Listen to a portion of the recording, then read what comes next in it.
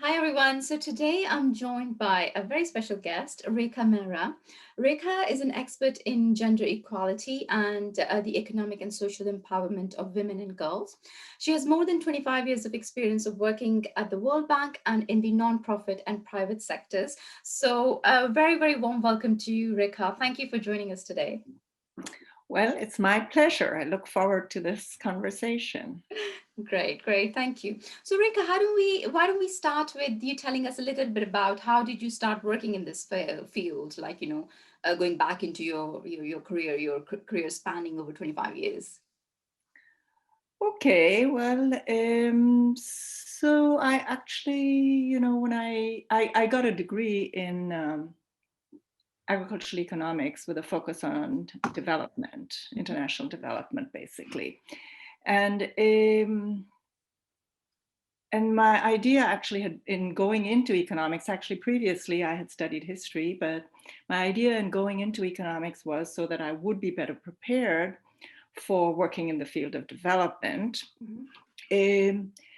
Um, yeah, so and initially I had thought that maybe I would go into academics, but then I got this opportunity in a consulting firm to work on development projects, and that's basically how my career got started. Mhm. And I did have an interest in looking at sort of what at that time were called women in development issues. If from that experience, then I went on to work for an organization called the International Center for Research on Women Mhm. here in Washington, D.C. And their focus actually was on after the first on bringing well, at that time, women in development issues into the development agenda, essentially, is sort of how it's phrased. Yeah. And that sort of grew out of the first International Women's Conference that was Mhm. held, I believe, in 1974, where it was brought onto the agenda that a lot of development work tended to ignore women. Yeah. Mhm. And there was already research that showed that one, that women were actually fundamental to development in the sense that women all over the world, especially low income women, Mhm. worked. And that's what development was all about, was how Yeah. to make, economies work better so that more people would become better off and there'd be higher living standards. Mhm. And these researchers pointed out that very often development programs didn't didn't seem to get it, that in fact low income women were working and Mhm. therefore should be part of these development programs. Programs. Okay. Um, so the International Center for Research on Women, actually, its sort of main mission was to bring women into the development process, and Mhm. particularly to focus on women's productive roles, is what it's called. Okay. Productive as in Mhm. what roles they play in economies. Like Mhm. what work do they do that's Yeah. paid or even unpaid? In the case of women, the issue of unpaid work is very critical. Mhm. And often the unpaid work, otherwise known as reproductive work, the work of nurturing families, of giving Mhm. birth, of raising Yeah. children, Yeah. of looking after the home, and so on, is generally unpaid. Yeah. Yeah. Uh, and women's work, even in productive things. For example, in agriculture, Mhm. many women work in their families Yeah. on agricultural production, but they're Yeah. unpaid because it's regarded as, well, they're just helping out their families. Yeah. But that work results in products that are Yeah. then sold and Yeah. for which you get money, right? Yeah. Yeah. Yeah. And so that was also one of the explorations. So Excellent. anyway, so that is how I got into this field, by Yeah. working at the International Center for Research on Women, where much of our work focused on highlighting Mhm. what are the kinds of occupations in which low income women work, and Yeah. how can we make this work better paid, Mhm. have better benefits, um, and then how that would advance not only women themselves in terms of giving them what was due in terms of their work, how to improve their work and their returns, Yeah. but also then how to improve the lives of their households and basically their countries in a Yeah. sense. Because if you Yeah. can make, lift up all of, lift up as many women as possible, they're all contributing to their own country's economies. Absolutely. Absolutely. That's really interesting. So Yeah. that's sort of a Yeah. snapshot of how I got into Yeah. this field. Yeah. And much of my work then centered around both research, because at that time we knew very little about all of Mm. this. There were a few studies that had been done that highlighted women's work, Yeah. but then, to take it on more systematically, that's part of what we did, as Mhm. well as at the same time work on projects to literally what they call technical assistance, to Mhm. show them then how they could bring women more into the process. So for example, if there was an agricultural project, then to see what is it that women do, what is it that men do, because Mhm. almost every agricultural project, there were women working. Okay. It's just that the development people who looked at it didn't see it. They were invisible to them. Yeah. And so to show them that this is what they do, and then Mhm. how do you bring them into these processes? Yeah. So in fact, that sort of leads me to the issue that in fact, so there have been two sort of streams of, well, yeah, in a sense, two streams of work. One is to reveal, what women were doing in the economy, and then how to make that better. So then, in a sense, working with low-income women in that sense Mhm. to highlight their economic roles. Mhm. And then the other piece of it was basically to use that research and those findings and what happened on development projects, assessing women's roles and how they were being tackled and how successful or unsuccessful they were and what could be done better, to bring that to the attention Yeah. of other development folks. For Okay. example, people at the Mhm. World Bank or many development agencies, Yeah. to urge them to then make their projects what they called gender integrated, or Okay. integrated with women. Women. Yeah. So those were Absolutely. the two sort of streams. And Great. that's pretty much how my work has proceeded, sometimes with more on the side of direct interactions with low income women, Yeah. and sometimes on the side of more Mhm. interactions with the Mhm. people who work on development projects to bring, sort of More information awareness. and Yeah. technical assistance to them. Yeah. So no, that's great. Really, really interesting, Rekha. Thank you so much. And so, in terms of when it comes to actually supporting these income women and girls, I see that you say that you kind of create awareness. You do the research and bring it to in front of these agencies or like people who are working on these development projects to then tell them, hey, like look at this. So women are actually part of it. So to integrate that gender into it. So could you give us some examples of like how you were able to do that? Like what kind of things you did to bring this awareness about? Okay, so yeah, I have a nice little anecdote which actually brings all these features together. Okay. Uh-huh. Um, and that is quite early on, I'd say like in the early 90s. Mhm.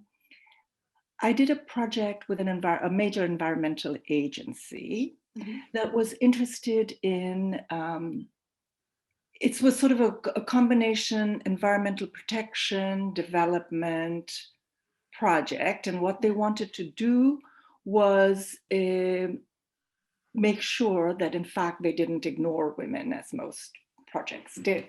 Mhm. And so, and the project was going to take place in one of the islands of the Philippines, Mhm. where then I went with this team of people to look at what it was, what was happening there, and were women even involved in the economy, where they Mhm. were trying to preserve, actually was to preserve marshlands, like in the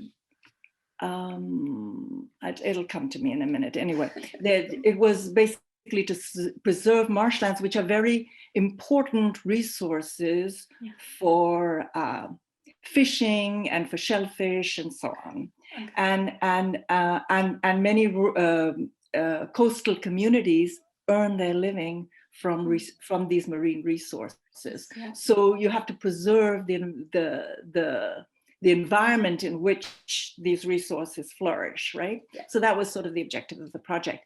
And when we went there, and we had been talking about some of the people, we'd been talking with some of the team members about what was going on and how we could do this. And then and basically they were telling us, well, women here don't really work, and I don't know what, it's not clear what you guys are going to do here, and so on. Anyway, having said, so we said, okay, well, let's go out tomorrow morning and we'll just look around the village and see what's going on. So the very first thing we do is we go to a village market, and the whole market is full of women selling marine products. Yeah. And we start, I mean, literally, there may have been one or two men among maybe 300 women. I don't know. I don't know the exact number. Yeah. And I was like I was startled simply because everybody had been saying they do nothing, they're housewives. Yeah. And so, that was sort of an awakening. And I sort of said to them, well, this is a market, and, how much more productive and economic can that be than the fact that all these women are engaged in retail sales? Yeah. And then as you go on, you find out that not only are they engaged in the retail sales, they are actually involved. The only thing they didn't do in this whole process was literally go out and fish on the high seas. That was a man's job. Yeah. Everything else that had to do with cleaning the fish, sorting the fish, diving even for oysters, which was, another product, setting up, artificial oyster sort of, I don't know what they call them, but they were like places where they raised oysters. It was sort of farming for oysters. Okay. Yeah. We did all of that, and so that was kind of and the interesting thing was that women themselves said, yes, we're housewives, we don't really do much. Yeah. Yeah. But then when you start talking to them, then you, in more detail, you realize that there's one thing to be said for public consumption. Yeah. And then there's another thing to be said for, all right, guys, how can you help me improve this work that I'm doing? Is that what you're here for? Yeah. So how can we do this better? And how can we make more money? And we're poor and we need to improve our lives. Absolutely. I always found that story interesting. Yeah, and when you say that, it strikes me. So I'm originally from Punjab, and I've always growing up, I've seen like my family's into farming, like agriculture, not directly, but we have agricultural land. So I've always seen this. And if you think about women's role, you'd say, oh, they're just at home. But if you think about it, for they get up early, they cook meals for the labor that's there, and then for example, if they're into milk, for example, if they're selling milk, they are the ones who are milking the cows, doing everything, but that's not considered as something that they're doing. It's just like, yeah, they're at home, they're just doing what's needed to. But yeah, it's really striking how we don't think about it in that sense. But yes, it's like attaching labels to things. Yeah, absolutely. And that's fine, and it's a nice story, but when you get down to business and you're trying to make a difference, then it's very critical to know that. Absolutely. So Rekha, I've read about the tremendous amount of work that you've done with the Ford Foundation. So maybe give us some examples of some of the work that you were doing there and something that touched you personally. Maybe can you think of something? Yeah, sure. So actually, with the Ford Foundation, I worked in India. on what was called their development finance portfolio, which focused essentially on on one main piece, which was microfinance or microcredit, which I think a lot of people are quite familiar with now. It's one of the few things in development that people know about. Yeah. But if you think that I need to explain that more, I can. And then the other piece of it was how did this then, how did making small loans help women and men or whatever to then improve the enterprises that they ran. Okay. So that was sort of the overarching umbrella around on which I worked, and essentially, I don't know if you know, but the Ford Foundation makes grants and to support organizations that then are working on development processes. And the Ford Foundation actually had initially sort of played a bit a sort of a initiating role in microfinance, like with Muhammad Yunus, which you may have heard. He's a Nobel Prize winner for actually sort of building the initial Grameen Bank and reaching out to sort of low-income customers to be able to make loans to them.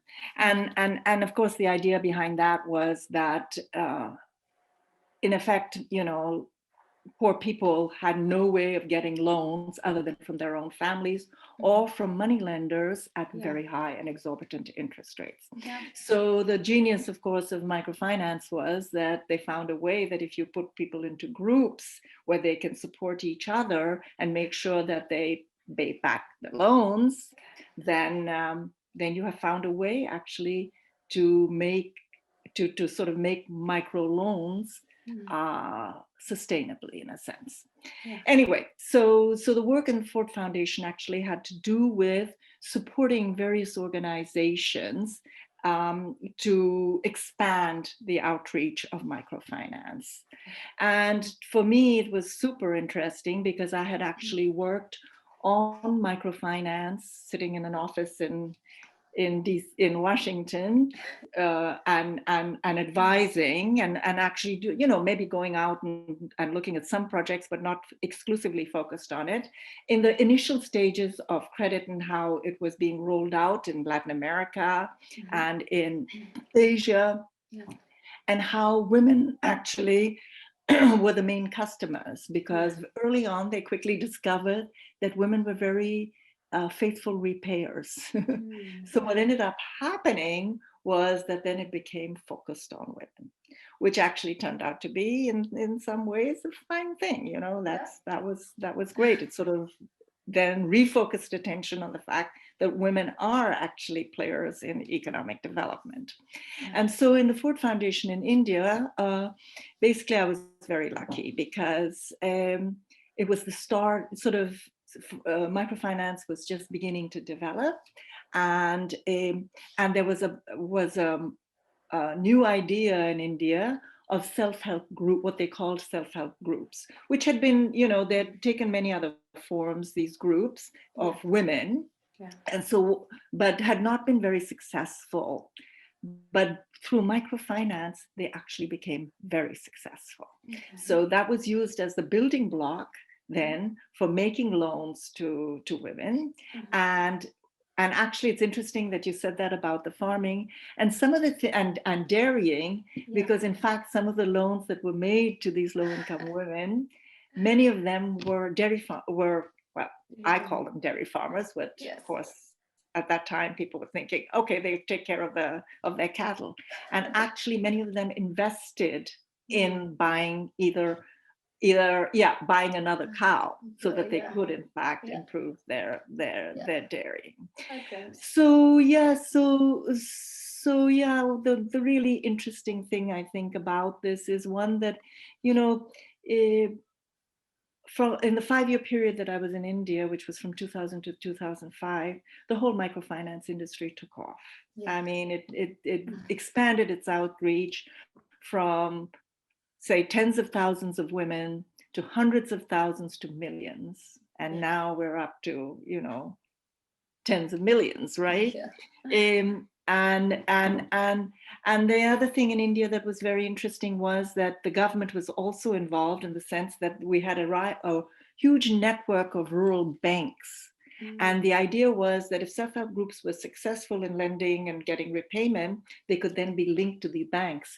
So it would turn an informal mechanism into a formal mechanism, if that makes any sense. Yeah. Yeah. So that they would then actually be clients of banks, which they Yeah. were unable to do as low-income women.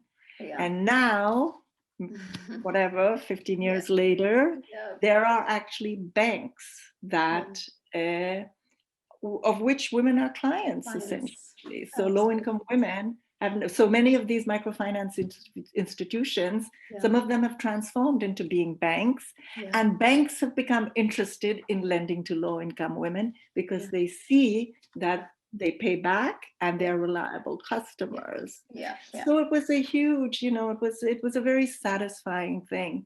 And a Yeah. lot of my time was spent actually in going out and visiting Yeah. microfinance groups and seeing them, start from very small, sort of groups, and then grow into larger groups and Yeah. become clusters and federations, and where women managed, I mean, I've gone to meetings with just a small group of women, Yeah. and to other meetings where, there were federations, there were all these groups. I mean, what some of the most remarkable sites were going into a federation meeting where all these women come, wearing their saris in the colors of their particular group. So you look out onto sort of thousands of women That's who are there beautiful. for this Yeah. meeting, essentially, and Yeah. all sort of dressed in their own, in their local colors and for Yes. their group and so on. Yeah. And then, so there's some very touching stories, because many of them, were women who literally were not only poor, but semi-literate or not literate at all. Yeah. Yeah. So one of the key things in receiving and paying back loans is being able to count and being able to keep records. Yeah. Yeah. Well, not only in India, but in many countries I've seen, Mm. these women know. They may not be educated, Yeah. but they know exactly how much money is in their group Okay. circulation. Yeah. They know who owes what. They know how much they owe and when they're supposed to pay. So Yeah. it's really quite an heartening, quite a remarkable Yeah. thing to sort Absolutely. of perceive. Yeah. And then you see where they are, their little kids actually come to help them, because they're Okay. keeping all these account books, right? And they can't read or write or Yeah. whatever. And the kids help them with keeping their accounts because they've been to school. Yeah. Or a woman, who used to use her thumb to sign, for Yeah. her loan, Yeah. learns to write. She Oh. practices and Yeah. practices, and when she's very proud that she can write her Beautiful. name. So Yeah. they're all, that it's sort of very, very heartening to Yeah. see that. And it's, Yeah. Absolutely. Yeah. Yeah. Really, really heartwarming, those examples. Thank you so much, Rekha.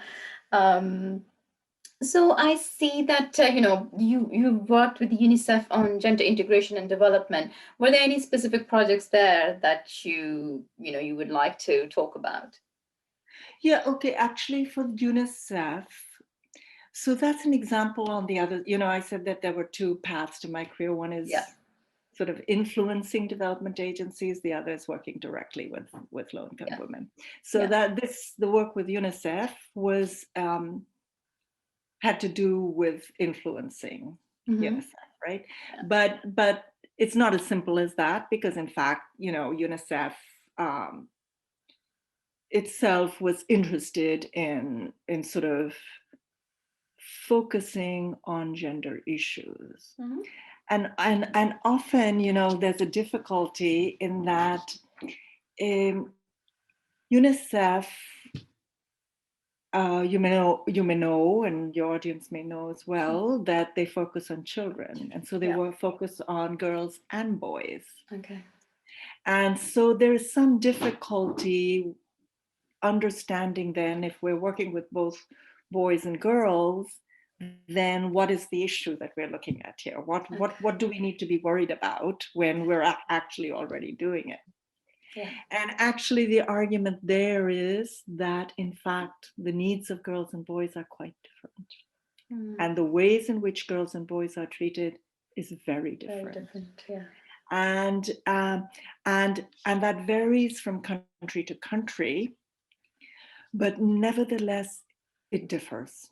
And there are some actually very sad examples of that, as for example, on the nutrition side.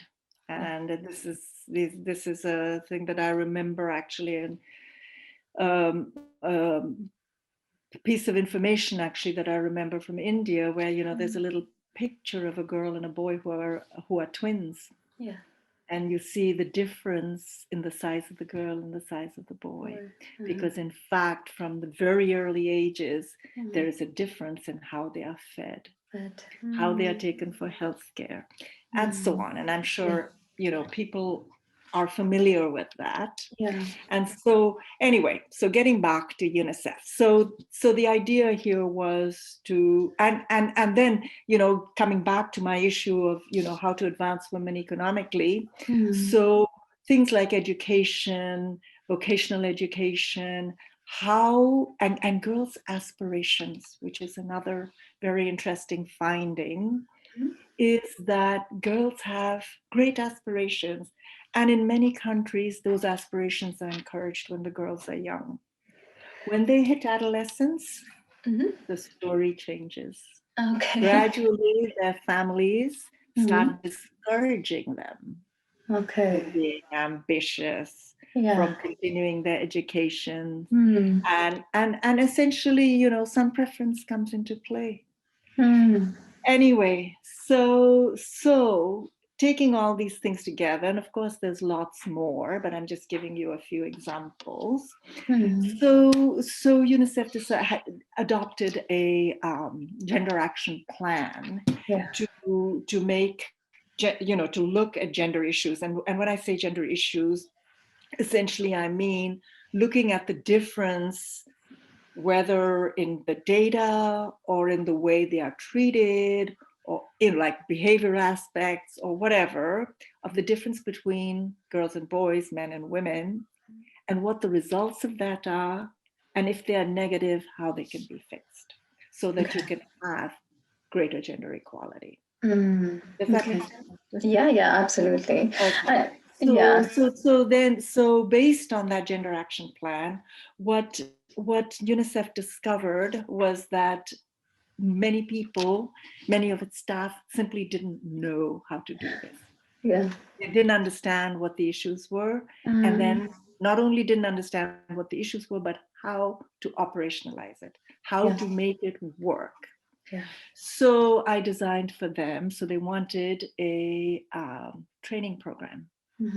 So I designed a training program for them on gender integration. How do you gender integrate starting from just your initial data collection to just even thinking, conceptual, finding out what these differences are, and then what you do to fix it in a wide range of areas. For example, in your humanitarian work, like when you go out in a refugee camp, what do you do to protect girls from violence, which may be there? Or what do you do to make sure that both girls and boys are getting the same education? Or whatever the case may be. So I designed a gender, a training program for gender integration of projects, essentially, so starting from the beginning and then how you evaluate them. And that program is actually beyond UNICEF now. There's and it's being run out of George Washington University here in Washington. And it's available as a platform online as well as in person. And actually the idea behind the program was that you should do both, that there has to be an online version and but they stand on their own. But my idea was that you do both. And it's necessary because you're looking at people who are very busy and Mm, who, will have to take time out. So if they can get part of their learning online and then mm, part of it in person where they can actually practice and learn from each other, that's the idea. yeah. And now that's actually available online beyond UNICEF. It's available, as far as I know, to Yeah. anybody. Okay. Yeah, that is really interesting, Rekha. And you know how you were saying that some of the people didn't understand like what the issues were and how, basically don't know at all how to fix them because growing up in India, so my parents were very much about education, right? So I'm the oldest child. So me and my sister just a year apart. So growing up, like it was the two of us, and we used to live in a village. So my father was so, keen on, getting us good education. So he would basically like take us 25 kilometers away every day to get us to a good school. And, both of them were really, really, keen on good education. But like other people around us, like, in the village, they would often tell them, discourage them from doing that. They'd be like, why do you have to spend so much on the girls? They're going to go get married. Like, why do you have to do that? If you're spending it on the son, however, he's going to grow up, he's going to earn, and he's going to take care of you, things like that. And you wouldn't think that, some of the cultures wouldn't totally not recognize with that kind of a thinking. But thanks to my amazing parents that they didn't think like that and nothing deterred them from it. But if you think about it, like, that's the kind of difference there is in terms of how the kids are raised based on gender and, like you said, various other things about, how they're nourished and what their, development and taking care looks like. So yeah, it's very, very different. So yeah, really interesting to hear from you. Um, so Yes. I, So, yeah. so your family is like a was your father involved in working on a farm No, or? no, no. I mean, we do have agricultural land, but we don't do that. We've leased that. Right. But, he has other business and stuff. But like, we used to live in a village for a long time and then Right. until we moved to the city So for our education. But, I had the, kind of a you privilege to experienced. see what it looks like in a rural setting and then Yes. going on to Yes. everywhere else. So yeah. Um, and Rika, you've also worked recently on a project with Banyan Global. So tell us a little bit about that too. Yeah. Okay. So that too is more on the side of not only influencing but actually showing people how to do Yeah. this, just like I said, Yeah. developing a training program. Yeah. Well, in the case of Banyan, I've worked on a couple. I guess the most recent was to develop how and what to look at, like what Mhm. changes with we may expect with the COVID-19, and Mhm. how does that affect gender analysis. Mhm. Okay. So I developed basically a toolkit for looking Yeah. at those issues, whether Okay. it be in food security, on gender-based violence, or whether on agriculture or enterprise development, whatever, sort of all of the traditional sort of sectors in development, how Okay. they might be affected Mm-hmm. by gender and by COVID. So Perfect. any Okay. case, you're looking at sort of gender issues and how that Yeah. stirs things up or changes them. And then Mm-hmm. on top of that, how does COVID do COVID. that? Okay. And then following up on that, the USA, so these are contracts with the US Agency for International Development, which is the counterpart to DFID in England and the development, agency there. Yeah. So this is the bilateral agency in the US, Mm-hmm. and they were looking at sending COVID relief to the countries in which they work, and one of them was India. So I Okay. actually applied my own tool to the Okay. work to analyzing sort of what they wanted to do on COVID relief in India, which was to focus, Mm-hmm. interestingly, on women, young people, Mm-hmm. and on so essentially and on their economic development. So it Mm-hmm. was sort of right up my alley, Yeah. and so I looked at how they could do that, and they wanted to bring together actually the private sector and the nonprofit Perfect. sector, civil Okay. society, to fund them jointly to Okay. address these COVID-19 Okay. issues. And Okay. so that's sort of the input that I gave them on that. Okay. Okay, that's great. And if I were to ask you, what are the different ways to create awareness around various economic issues surrounding gender equality? I think these are the things, in my opinion, people do need to know about and be aware of. So, what kind of resources would you say? There's the regular ones like World Bank, or you've done a lot of work. So, what kind of resources would you say are out there for people to be aware of these kind of things? Okay, so I would say that, we've come a long way. Yeah. Not, yeah, because when we first started out, which, I first started out in the late 80s, early 90s on this journey, Yeah. essentially, um, it was a very tough nut to crack, Mm, I yeah. mean, there was simply not, and especially on women's economic issues. Yeah. People were willing to see that, yes, there's some differences in terms of women's reproductive roles. Yeah. They were willing to see that, yes, you need care for women, for maternal health. You Mm. need care for children, to help women so Yeah. that they can help children, but Children. never women in their own right. Yeah. Yeah. So that was a very tough nut to crack. And it was also Yeah. very tough nut to crack was that women have economic roles. They were Mm. simply invisible to most development Yeah. practitioners and Yeah. Yeah. policymakers. And of course, some of that had to do with the fact that at that time, most of them were men.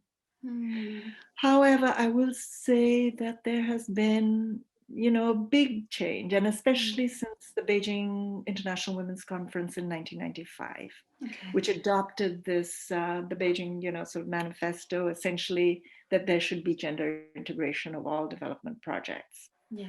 Um, and it was, a long, hard road, but I Yeah. would say it's come a long way. And one Yeah. of the things that I found that's very interesting is that every agency wants to do it by themselves.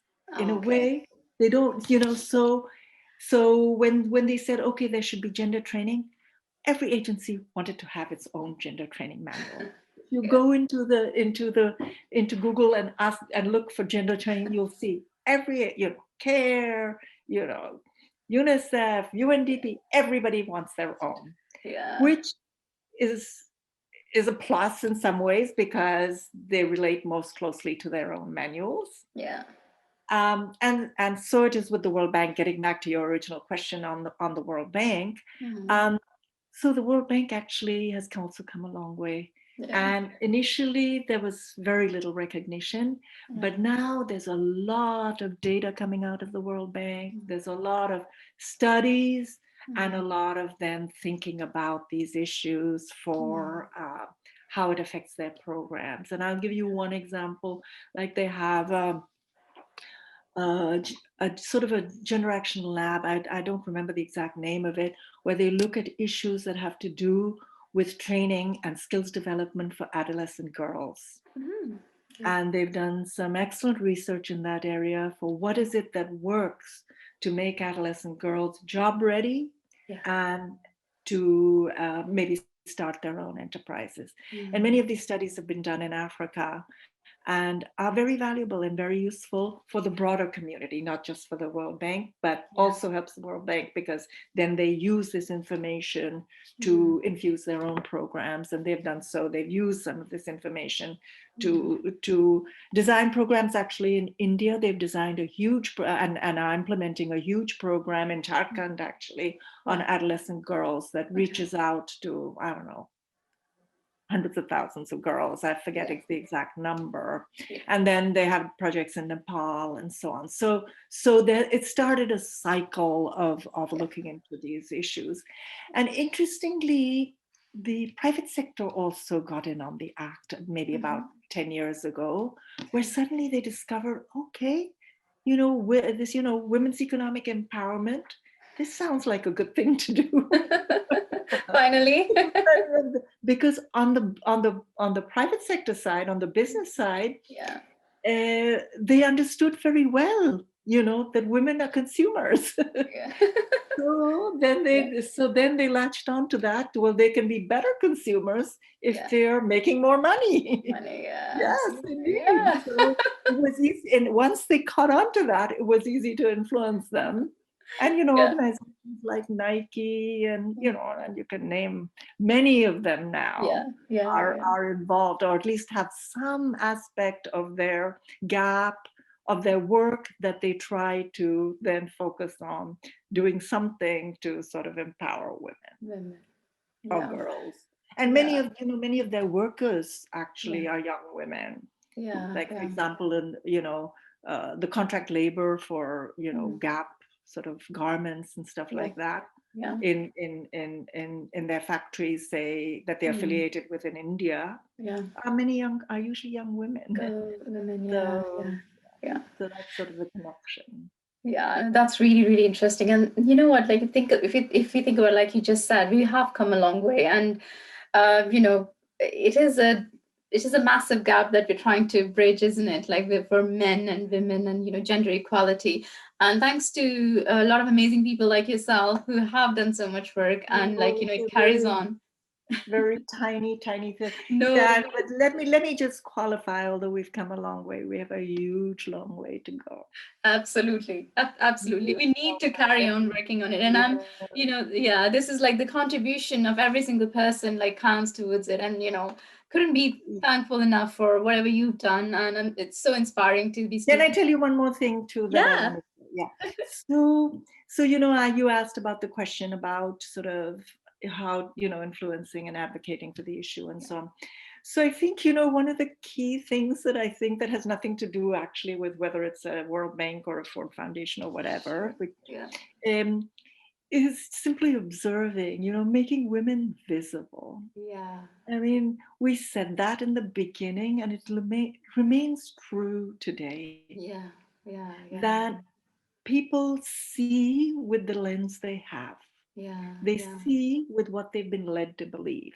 For Yeah. example, the example that you gave, where your community could only see you, Yeah. maybe I'm exaggerating, as girls who are going to get married, Yeah. Yeah. Yeah. but never see beyond, well, you know, the vast majority of women who work to get paid are Yeah. married. Married. They're not Yes. unmarried. Yeah. So seeing with different eyes and making women and their Yeah. work Yeah. visible. And I have Yeah. another story about this. I once, well, if do we have time, or am I Yes, just yes, running? absolutely. Please carry on. So I was in Tunisia one time, Mhm. or many years ago, maybe 25 years ago, doing a gender analysis to assist US aid to address gender issues. And I spoke with a minister, the agriculture minister, actually. And I was asking him, what do women do? And blah, blah, blah. And the usual. And the usual answer I got, the Yeah. answer that I got was the usual: they do nothing. They stay at home and look after the children. Mm. The very next day, it was a weekend, I went out. I took a train um, to some historic site, and I looked out the window. The fields were full of women working. And this man tells me that the Do women nothing. do nothing. So, Yeah. it's the eyes with which you See see it. that Yeah. it makes a difference. But I'm happy to report that in the next few years, Tunisia said, where their statistics showed zero women in the agricultural workforce, Yeah. Yeah. it started increasing, and it went straight from zero to 200,000. Oh, And wow. then they started keeping track of Track it. of what they're doing. No, you're right. You're so right. It's not really, we keep saying we have to empower women, we have to give them support. All we need to is really make them visible because they are capable of doing what they need to do. They just need to be given the same position or the same level of, equality. That's all we need, isn't it? So yeah, thank you so much, Rekha. It's been such a pleasure. And I just want to keep carrying on. So, but we will of course have follow-ups and stuff. But really thank you so much for your time. And I'm so, feel so happy that, you were able to give us some time. And it's been such an inspiring an hour or so. So yeah, let's keep in touch. And thank you so much for all the work that you've done. Well, thank you, Jagjit. This has been a pleasure to talk about all these issues Yeah. that are very close Yeah, to my heart they are. Yeah. and my Thank you. work. Yes, absolutely. Thank you so much. And just keep at it. Well, And, thank you for for people having like me, me. draw inspiration from you. So thank you so much again. Well, thank you. Thank you so much for having me. This has Thank been you. Thanks, wonderful Rekha. conversation. Take care. Bye. Bye bye.